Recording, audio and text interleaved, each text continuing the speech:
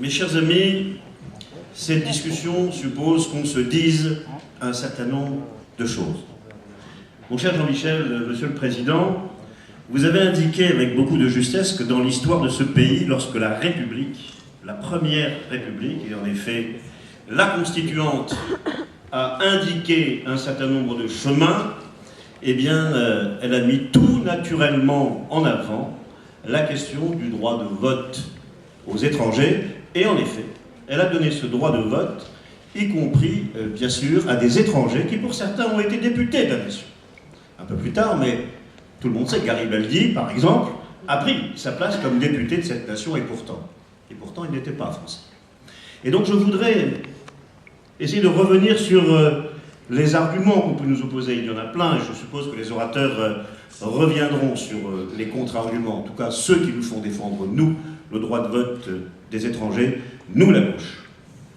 Et essayer justement d'avancer dans la situation un peu compliquée qui est celle d'aujourd'hui, puisque, en effet, il nous faut obtenir une majorité des 2/3 sur le Congrès, donc l'adjonction des 2 assemblées parlementaires. Alors, comment expliquer que la République, à ses origines, a pris une position aussi claire, aussi nette, et qu'aujourd'hui, la République, toujours la République, mais tu as raison, la République a parfois des tergiversations, des détours.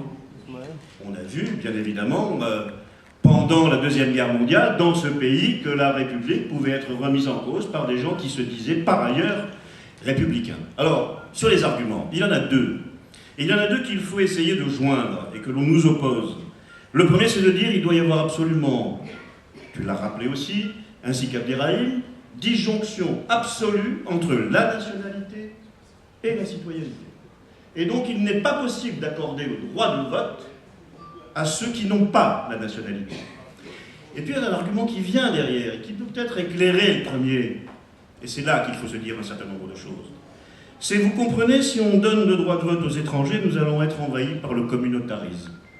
Et là, on lève le voile sur le véritable argument, un des véritables arguments de fond. La Première République, c'était avant la colonisation.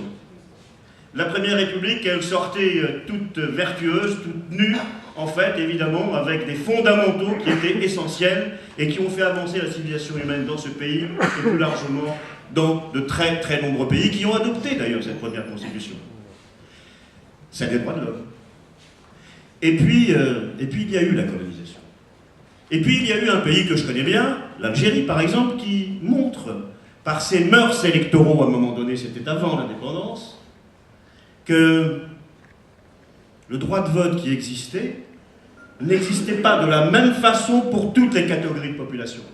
Parce que le collège indigène était un collège différencié dans lequel les Européens, comme on disait, étaient dans un collège avec un droit de vote particulier, et les indigènes, comme on disait, fameux film d'ailleurs qui rappelle cette histoire, eux avaient un autre collège dans lequel ils avaient le droit de s'exprimer, mais pas dans le premier. Et il y a là, en filigrane, la réalité de l'argument, qui est un argument dont il faut bien le dire. Son origine, c'est la haine de l'autre, c'est la haine, c'est la xénophobie, c'est le racisme, qui en effet considère qu'il y a des hommes supérieurs et d'autres qui le sont moins, et dans le droit de vote non accordé aux immigrés, il y a en effet la considération, au fond, théorique, qui est bien cachée, qu'il y a des hommes qui sont inférieurs à d'autres. C'est celle-là la réalité. Et cette réalité, nous avons tous les arguments pour la combattre. Alors, premier élément, allons au bout de cette discussion. Ceux qui aujourd'hui, avec toutes les tergiversations, le droit de réciprocité, etc., nous disent qu'il faut repousser ad vitam aeternam ce droit, qui est un droit imprescriptible, que la Première République avait mis tout naturellement sur la table et avait accordé, eh bien, en réalité, leur motivation profonde, c'est qu'ils refusent la différence. Et vous savez, au bout du compte, même si les questions sont très différentes sur le principe, la question du mariage pour tous, elle posait le même principe. Le même principe, le refus de la différence, le refus de la relation avec les autres.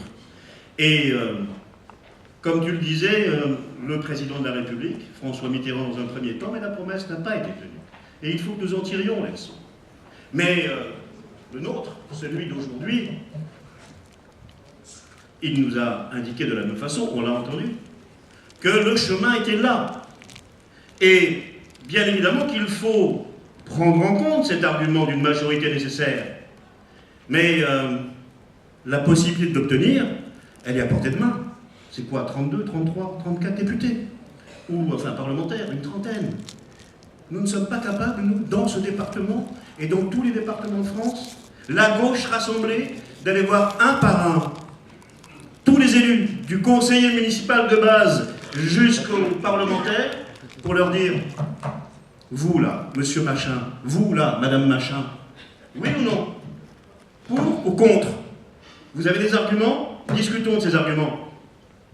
Et vous pensez aujourd'hui qu'à la veille d'une élection municipale, dans 12 mois, un certain nombre d'entre eux, et puis on aura des candidats aussi, seront dans la situation de ne pas se prononcer clairement?